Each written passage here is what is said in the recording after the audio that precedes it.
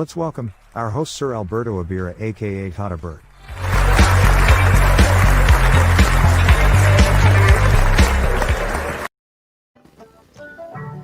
Hello, mabuhay kababayan. Nandito na naman tayo at tayo'y magpalitan ng ating kuro-kuro, mga mungkahi at anong kagustuhan natin pagsaluhan ngayong gabi. Bago na ngayon ang lahat, kaya 2021 ang sinasabi ng most announcers ay we will be adjusting ourselves to the new normal because it is not normal when it is new already. So because the normal was the previous one, but unless it's really going back to the same situation, it is new normal. If not describing the old one, so everything is new, so everything is new, but still carrying on the situation in the atmosphere, in the condition of this, in the situation of how people movement are being scaled and watched and observed, and because we have the rules to follow, so that's it. So we have to abide and patiently we will be surviving, and that's what we are. So we have to do it, and life must go on. So everybody enjoy whatever we have, and the most thing that you could do that you have to enjoy is your life. Everything has to be initiated within yourself before you could expand to your friends and neighbors and relatives and the whole community as well.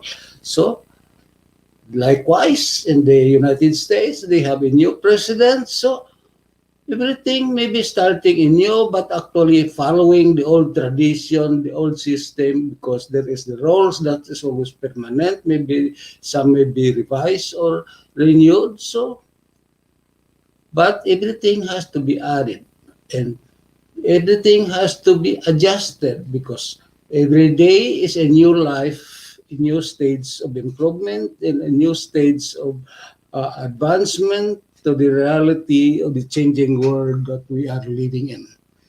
That's how it is.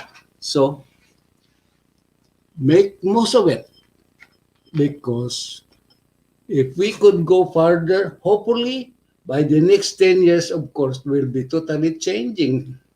Not much, but there is always a change because the world is going farther and farther, and the science are improving. Of course, before I go on, there is some flashing on my board here. I have to the StreamYard, of course, live variety commercial. Of course, Gilo is always present, Joy 29, and La Esperanza 23. Gina Saito, welcome, Ihab. So everybody, like Tresan is always the good supporters and the backbone of the show. But of course, everybody depending on everybody, and one is one at a time. So you cannot live alone. So you need somebody to live together, because living is symbiosis and is a companionship in sharing whatever we have, and that is how harmony of the community will be developed if we have neighbors, because neighbor living togetherness is a compilation of activities and ideas that will go further in the next steps of environmental or universal, whatever it is, this has to be done together because you cannot add to your million if you are alone because you need somebody to help you progress in your whatever endeavor we have in life. So I have to acknowledge again here, of course, somebody is coming. James Gipo. James Gippy. Okay. James Gippy. Thank you for coming. Welcome. Join us again and any subject you would like to brought up, I will come and maybe we could exchange ideas. We could digest or digest whatever the subject you would like to take into. Okay, James Gippy. Gina Saito, I know you are very raring to say something, but you up to now I don't hear from you. So hopefully within these days you will be having a an enthusiasm to share your ideas and to greet your families and neighbors and friends. That is this space is given to us. So you might as well make use of it.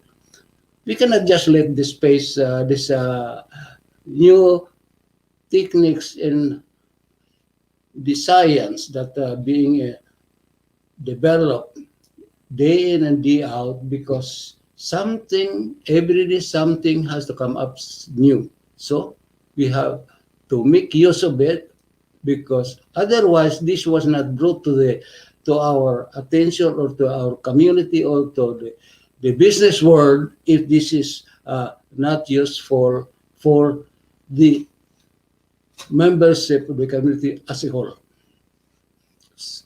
As I said, so let's enjoy and take advantage of the offerings of this new advancement in science and technologies. So, but all this thing has to go with economics. So economics is always go side by side with consumers because economy grows faster if there is consumer because factories will be thriving, will be fast growing because to maintain the services to the consumers. Likewise, production of course or materials, whatever it is. Without the consumers, business will collapse. It happens. Good example is this COVID-19. They shut out the closures because of observing the social distancing. So some store has to close temporarily or some have closed permanently because consumers cannot move around to get what they want, but their consumption is limited because the exposures of the product is not much welcome to the public at large. So that is one how economy slowed down for the last 2 years. So maybe who knows because nothing will last forever. As what they say, everything changed. Only one thing then change does not change. Of course, faces of the people, the face of the community, buildings sprouting, expansions, transportation has developed, modernized, and advancement and everything. One thing remained the same. One thing remained the same. That's what they always say. One thing remains. Everything has changed partially, and maybe some are totally, but one thing remains, of course. That's human being. And human being has a free will. Free will has his own rights to refuse and accept on his own way, whatever is given or being to be observed. Likewise, drinking alcohol, it's your free will. And it's because maybe that is good for you, but some it's not good for them. So you cannot expect them because you are drinking, everybody drinks. Likewise, as what he said, I have to go back to the subject that everything changed, but one thing remained the same: corruption. So you could eradicate some other things, but not as a whole, like the subjects, what I'm referring to. So that's how democracy is. If you have money, sometimes they say nobody is above the law, but what's happening in judiciary? Okay, in military, maybe not exactly as what I think, but it is partially quite the same. So whatever I mean is that will remain on myself. So, but each and every one of us has his own rights and capacity to have his own say and act what they want to do so long as you don't supersede and don't beyond, not stepping on the rights of other people. So respect is the paramount to the observance of the law and any subjects when you are in the commune to be living together. So respect because you have the rights, but you have not to step on others' rights. Okay, here is Nerlin Pioneer. Pioneer. Okay, welcome you. So drop in anytime, say hello and goodbye. And nice to hear your voice. Maybe you could say something about your community or your job, your improvement, your maybe you could say something about your investments, your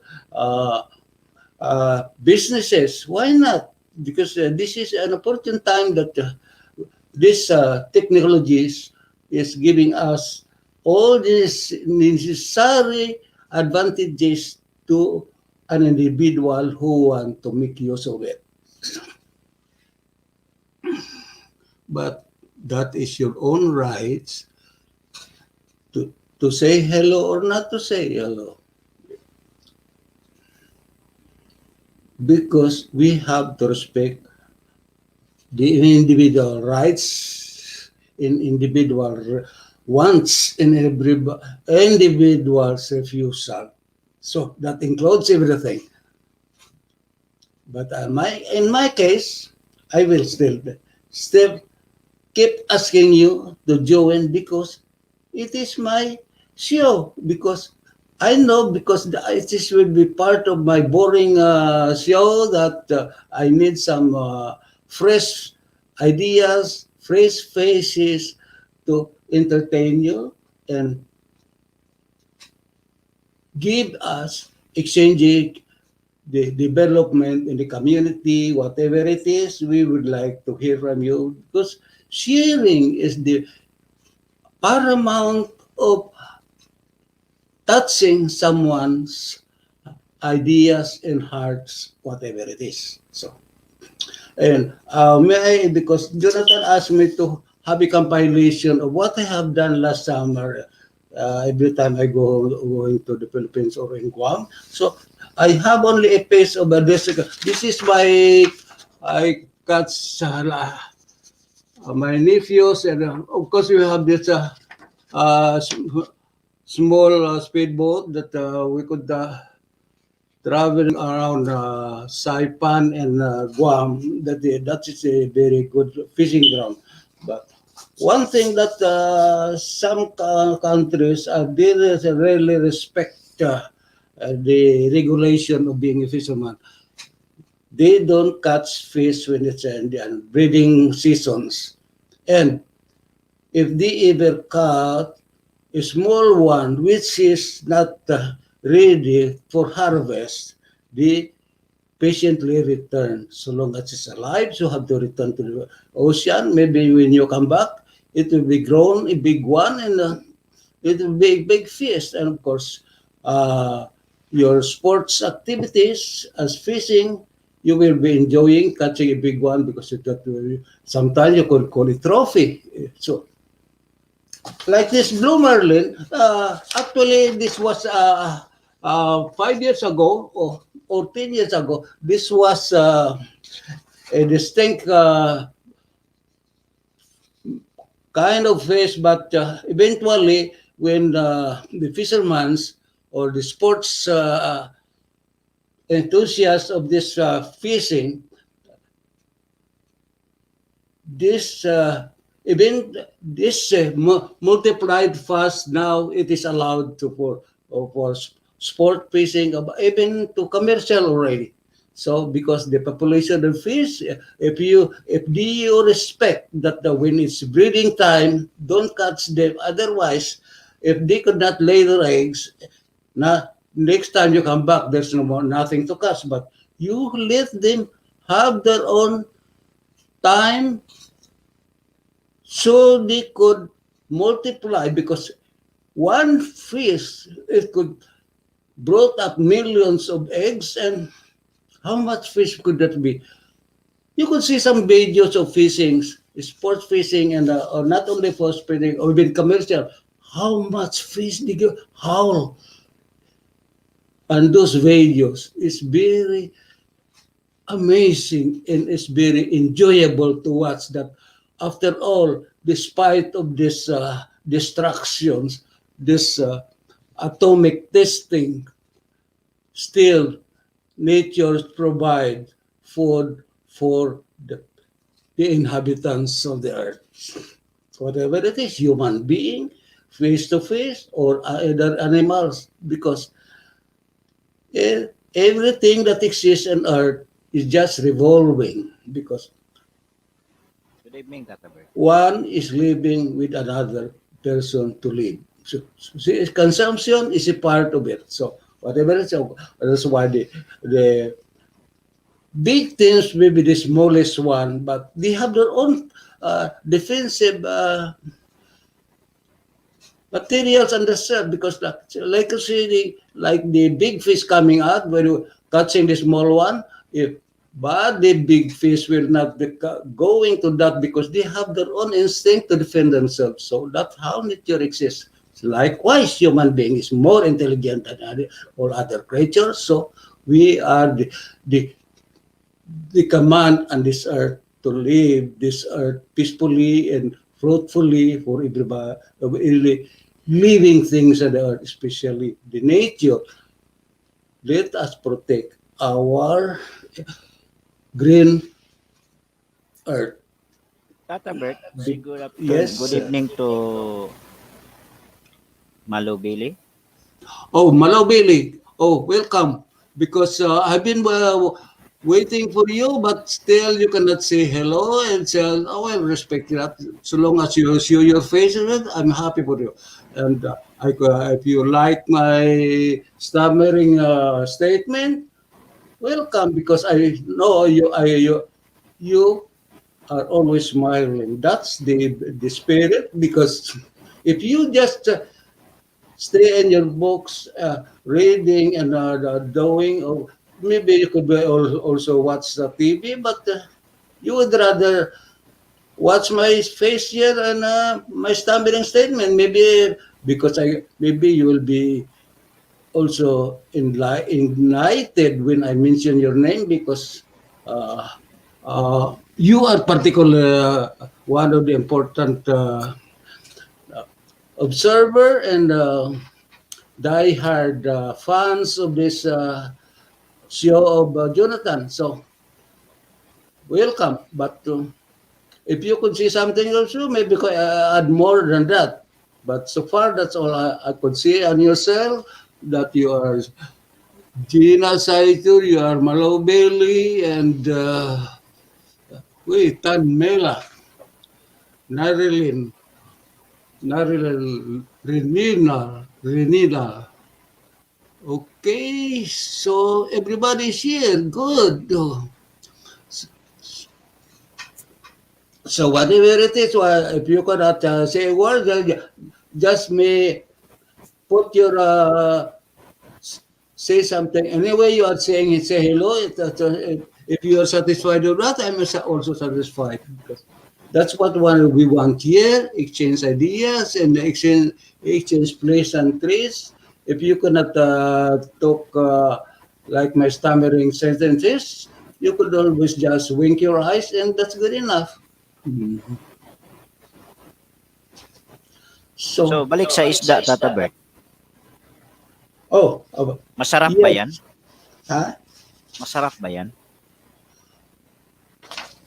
This blue marlin, it costs you 650 a pound. Magkano yun sa kilo?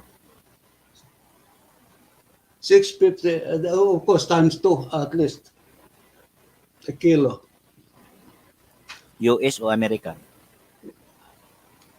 In the Philippines, you could always, because even the blue tuna, which is very number one fish, very Japanese, but it's getting to be a habit also, getting popular to those who loves fish because people are shifting already to fish because of that of the health conscious, especially the ladies and some men who would like to develop muscles and figures. So fish and vegetables is the number one diet for the, or almost all. But of course, some people would still remain eating beef and chicken. Okay, actually, chicken is the only uh, palatable or most number one food in Asia. But I remember in 1970, 71, yeah, to be exact, that when I arrived here, chicken is very cheap because nobody's buying chickens because until such time that Asian people arrive and the Hindus from the Sri Lanka and India arrived, so chicken was now was sellable. Otherwise, before nobody's back because actually by the landlord when I was staying in Saint Urbain. So you like chicken? Of course we like chicken. Actually, we could. I ate a good chicken when I was on the flight from Manila to Guam because they serve a good chicken. Because of course when I was in the Philippines, chicken is only we could only have chicken during fiesta or some special occasion. So Kailangan also, ba ng visa yung Pilipino pumunta sa Guam? pardon? Kailangan ba ng Pilipino ang visa pumunta sa Guam? Oh yes, because Guam is a U.S. Territory, because that's a U.S. Uh, territory, and uh, unless before the Spanish time, Guam is just an exiled island where the Spanish at that time, where all these criminals and the unwanted prisoners, they dump it in Guam. So no wonder that most family names there are Filipinos, exactly like in the Philippines, because these are the hybrid, the product of the generation of the Filipinos. Likewise, if you know that Australia was also same status as Guam before that, the prisoners of England, they put an exiled island continent of Australia. So before it was just a trust territory of the of Australia, but they got their independence and the fast growing economy was built by Australia. So that's how it is. So the Ilang world oras is yung changing. Manila to Guam? Manila to Guam is just 2 hours. 2 hours. Actually, sometimes it could be further if the transportation from uh, from Guam to Manila, yeah, almost 2 hours or maybe 30 minutes, 30, 2:30, 2.5. But Manghilo ka kay ano, Karanso waray ini. Karanso. Sabihin mo umakyat siya. Gusto mo siya Ay, Karanso. Waray ini. Okay, waray. So what are waray? waray didi. Oh, waray. I miss you, waray. Yeah, because Karanso, you promised me to drop by to check my computer, but you never showed up. Lagot ka. Okay, Karanso, I'll tell your auntie that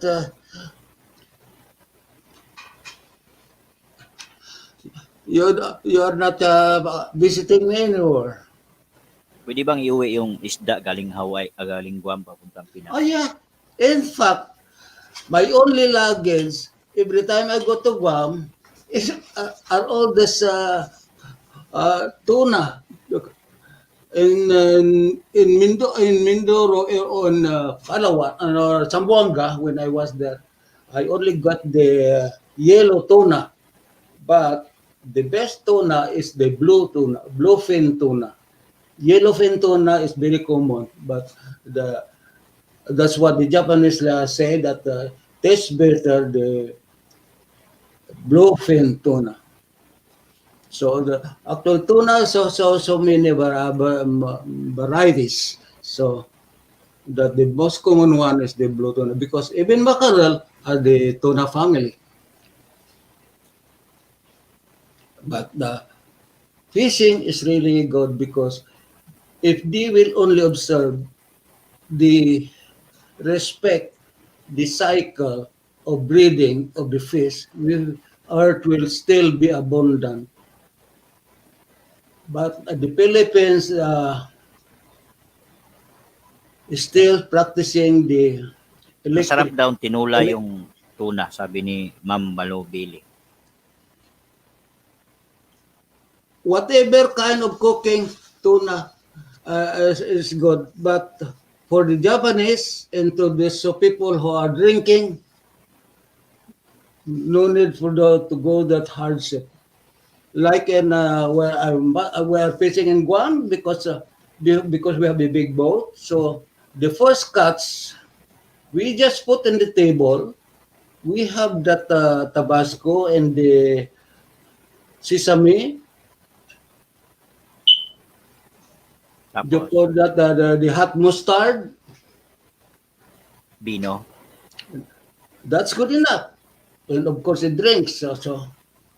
But it's very strict there in Guam that when you are in the boat, be sure that there is no coast guard. Otherwise, even your boat will be confiscated. They respect. Likewise, your fish, if you cut so much fish, of course, there's no limit for that. But if you include the small ones, $200 for the video for the small fish that you are catching. You have to pay for it because you will be depriving the fish to grow and to multiply and to have more production for the fish, which is good because anytime you're there, Bawal lots of kainin ng fish. bata. Yes.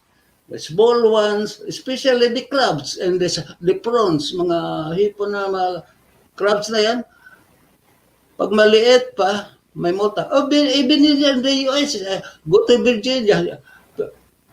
Before, in the early 80s, every summer, almost every other week, we are going to Virginia just for crabbing and fishing. But we have to observe the regulation of the fishing. That don't abuse, no dynamite, no poison, no electric, and return the fish when they are small because there is a measurement. This is the required size to be caught, especially the flounders. How many?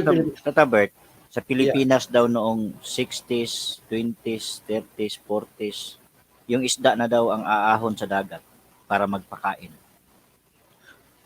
No, actually, there are seasons that so much fish because the environment with the weather are changing. Because like if the earth is moving, if there's a earthquake, the fish are disturbed under tranquility and under the sea and the earth. So they have to find a. There's how many news sometimes you can see that even the whale has to beats themselves. They have to like they call it suicide, but actually it's not because there is disturbances in the environment or some sickness that infected them because of this atomic testing. You will see that the environment destroyed. So if you are an ordinary fisherman, you'll be in prison for that. But these people who are making atomic testing and game war, how many cannons they had to fire in the ocean? How many breeding of the fish are being destroyed? But they cannot be fined because they are part of the lawmakers. So, who has to observe the laws? Like the news now. So many rapes, especially to the young students in the colleges, are not well publicized as this lady, the lady stewardess, and the culprits are those rich people. This is just a publicity. Unlike if you were born already when Maggie de la Riva was raped, lucky at that time that a judge, San Diego, was brave enough to sentence those rich people to jail without mercy, even though they are rich, but the law has to be obeyed and followed. So that is what that got a good lesson, but it all depends on the judge. And the case is clear. Likewise, the Ampatuan case. How many hundreds of people died, but what the judge says is not enough evidence. I don't know because we are not lawyers. I don't know. So the verdict was not enough evidence. So, Tata yeah. Okay. Anong masasabi mo sa United States ngayon na nakaupo na si Joe Biden? Democrat. Yes, of course. Because there was an election, so election must produce a winner or loser. So, of course, if you are a loser, you could always protest and claim for being cheated. That's always okay because this is more democracy. Because you cannot just, some people would easily concede, some people accept, but some people cannot take the result. So, that's how it is because this is democracy. Nobody will Anong masasabi mo sa your opponent will condemn you, but you yourself you have to defend yourself. You have all the reasons to alibi that you cannot concede because you are cheated. So it's your rights, but it has to be proven. So anong masasabi mo sa administration niya? Ano kaya makukuha ng Pilipinas, Canada sa kanya? Makuha ng Pilipinas ang Canada? Hindi. Anong masasabi mo sa administrasyon ni Biden?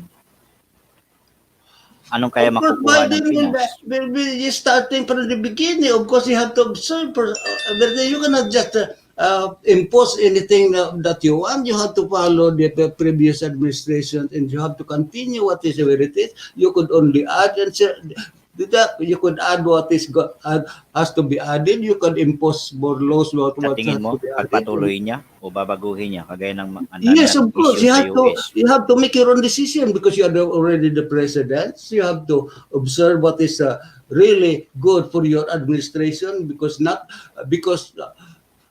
everything that happening in your country will always reflect to the president. Just likewise in any organizations. So So likewise anong tingin mo kay Joe Biden? Joe Biden, Problema o solusyon? because Joe Biden is just a president, it all depends on the people around him. Because just like you could be a good president, but the people around you, because you are not imposing the law alone, because you have to delegate. So it all Okay. it all depends how loyal your followers are. You could be a good, strict, and president, but you cannot do it yourself alone. So you have to delegate. You have to put your observer, your cronies, your compadres to do some of the functions. You have to delegate. So it all depends how these people will react to your order, being the commander in chief. So if he could get a right person to do what his preference in managing as president, it will be smooth in accordance to his uh, uh, law that he would like to impose to a country that is heading. So Ano just kaya? like in the Philippines, because it is not the law that makes the country, that makes the nation. Because no matter how good your laws, but if your law enforcers are the one destroying, are not following the laws, so you have a problem. That's what I don't understand in the Philippines. Why you have to change what? Okay, democratic and parliamentarians, the presidential and the parliamentarians. But the same people will be running, will be imposing the law. So if you are corrupt today, do you think tomorrow you're be a good person? Because it's not the form of government that makes the country good.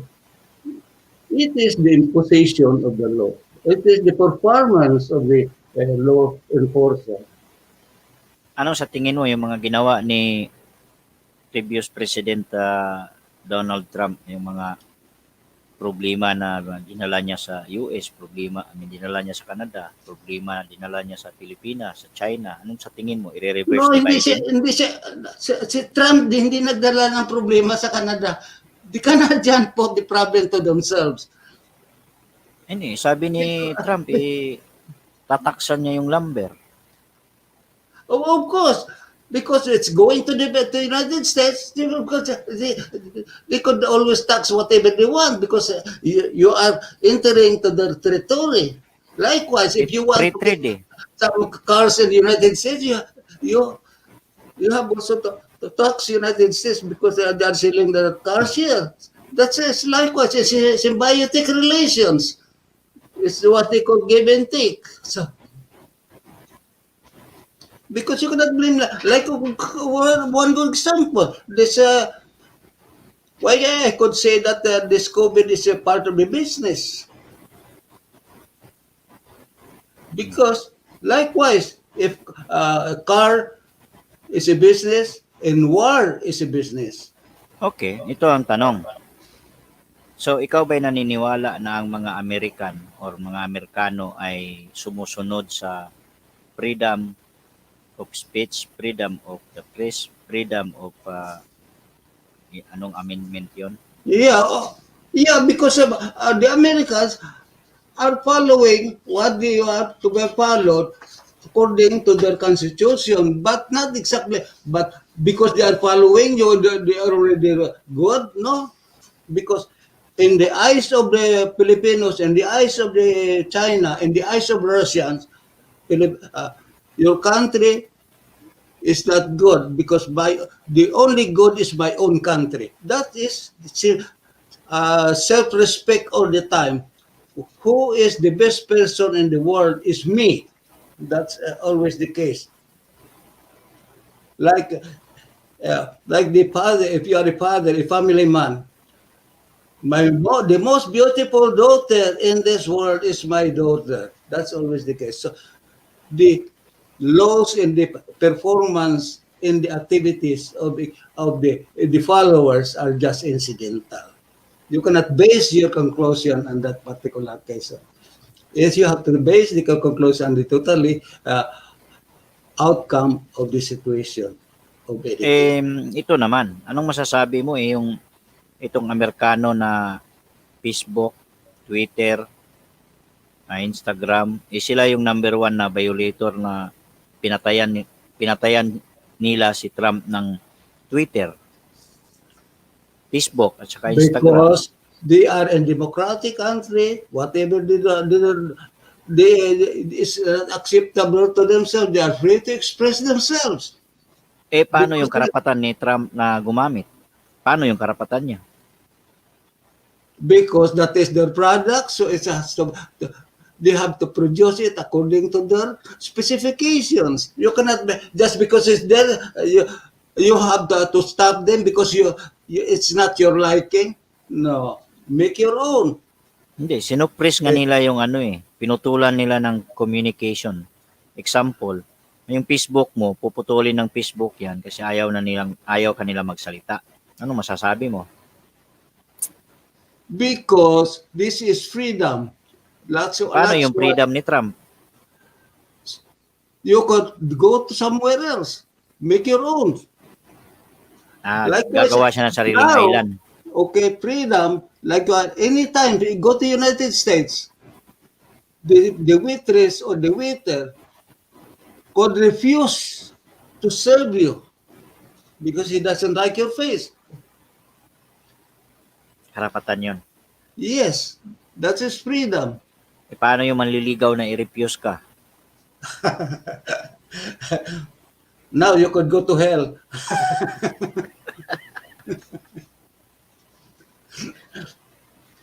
because everybody has his own choice, has freedom in disguise of discrimination. They call it freedom. So, ibig mo sabihin, ganito yon. Kung si Duterte, walang pinatayan ng Facebook na kalaban. Pero ang mga kano, yung kalaban nila, pinatayan nila ng Facebook. Yeah. Twitter. So, sino mas magaling ngayon? Nobody has the nerve. Nobody has the nerve to cut off Duterte. You could do it if you are a businessman. If you have Hindi yun ang ownership punto. of the line.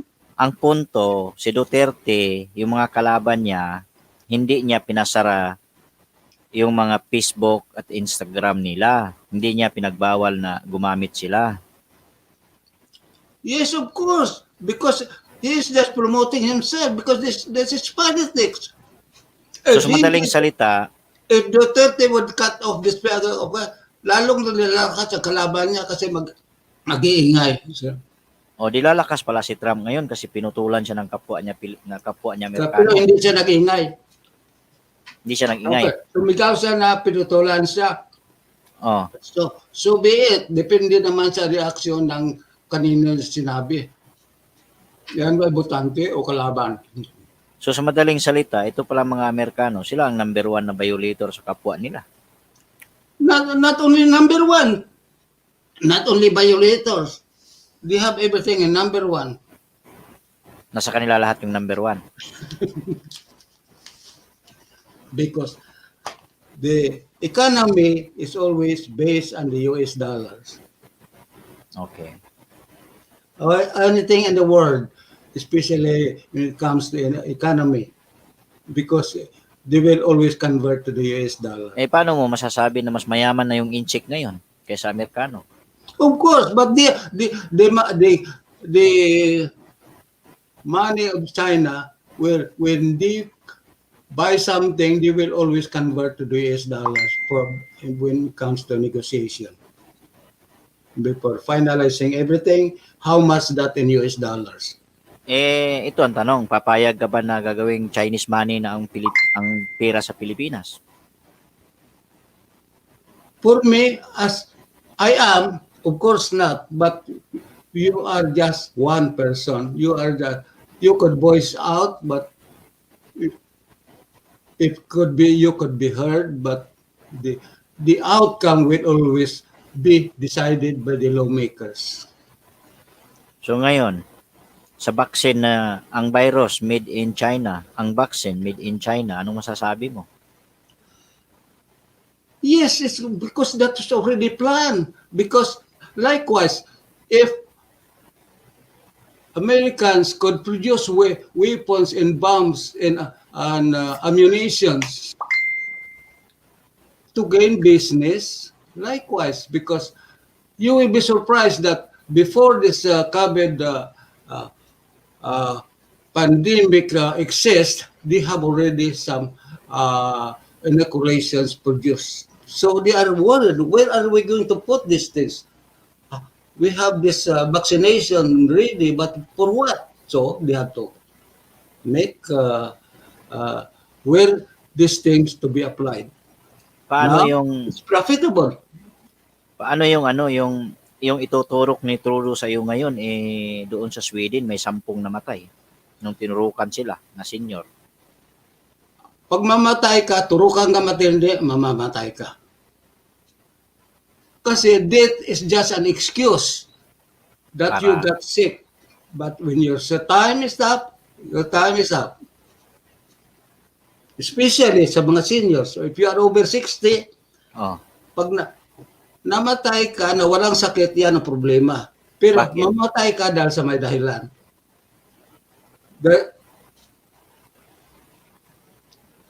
Because Pag namatay kang walang sakit, yan ang malaking question.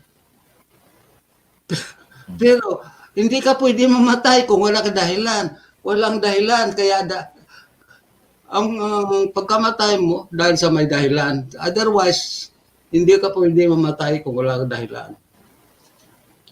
Ang mamatay na walang dahilan, yan ang malaking question. kaya pala ang mamatay ng dahil sa iyo. Yes, of course. That is one cause. Sabi, nadapa lang, hindi kaya kumain lang, hindi kaya nahiga, nabangungot. Oh, that's it. Oh. So, magpapaturo ka ng Chinese bakuna o yung European bakuna? Anything available, I don't care. I'm ready. Because ask yourself, who are you to be choosy? Is your life more important than other person? Like for example, in the airplane, because everybody now is riding in the airplane. So, do you think so? Bakit dapat iserve mo ako lang? Di pwede sabihin mo kami. Ay, Save okay, us all the time. airplane. Nakasakay ka ba ng eroplano na aksidente? Oh yes. Actually, Nag-crash kayo? Paano? hindi. Nakuha namatay ang engine, bumagsak ng mga 3,000 feet. 3,000? Sigawan ng mga tao pagkatapos na-recover.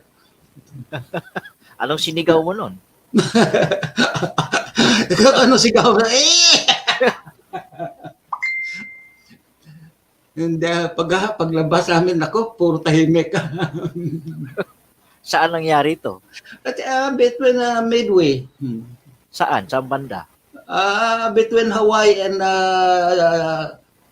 US. Anong taon?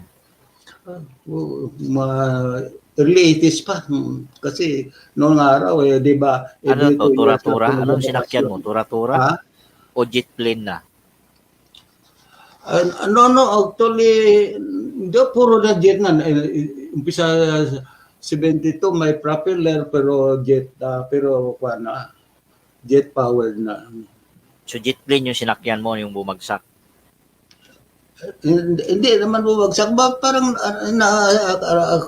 O, nahulog. nahulog lang ng ano. Buti, sumakay ka pa rin hanggang ngayon. So, maglakad ka. Eh, yung iba, hindi na nga umuwi eh. Ah, 40 years, 50 years na dito. ang hindi ko lang inulit nung maaksidente ako sa Guam nung na na-wreck ang kotse na first time ko mag-drive. Kasi first year ko pa lang magda-drive. Kasi nung araw, yung, di ba, manual, pagkatapos dumating itong automatic.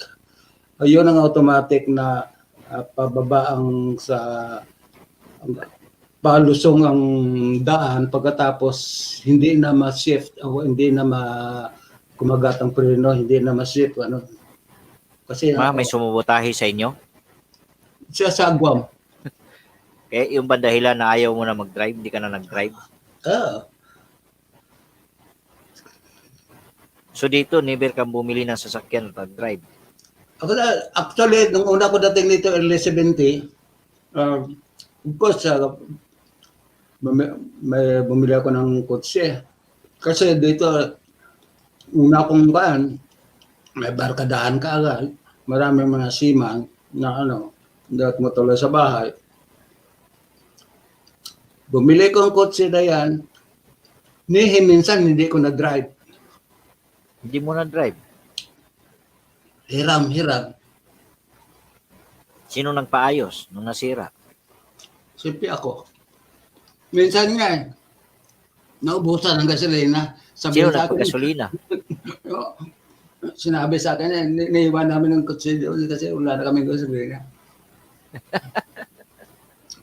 After that, okay, maganda ang transportation dito. Wala naman ako. Kasi tuwing mag-fishing kami, nakikiangkas lang ko. Punta sa US, nagkaangkas lang ako. So, what's the use buying?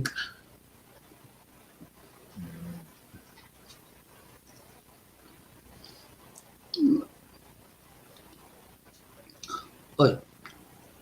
Umaga Tunya, na. batiin mo nga pala si Tunya. Si? Tunya, batiin mo. Tunya, magaling kumanta yan. Hello, good evening, Tonya. Welcome to the show. I hope you enjoy my stammering statements, and I always welcome any suggestion, addition or deletion to any part of the show or any activities that we are having here in the community. You are always welcome because our community needed some comments in order for them to correct themselves, because you alone or they themselves alone does not know if they are doing, because on their own rights what they do is always correct or always right, but Si Tunya ay nasa Malaysia ngayon. Si Tunya ay nasa Malaysia ngayon. Oh, how is Malaysia now? Yeah, some Filipinos, like some neighborhood of Filipinos here, they would say,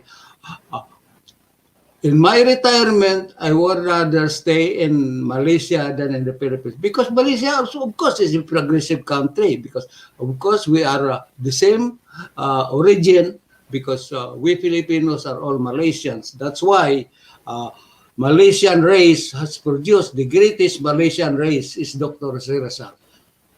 Malaysian Yes. yun si Rizal? Yes, because Filipinos are Kala ko ba Malaysians. insik si Rizal? No, of course, no matter what, but the mother is Filipino. So, Sabi insik si Rizal. yes, in 6 Rizal, but you are in the Philippines, and you are born in the Philippines, and you adopted as Filipino citizens. No O matter paano siya naging Malaysian? We are all Malaysian descendants. The first dato that came in the Malaysian,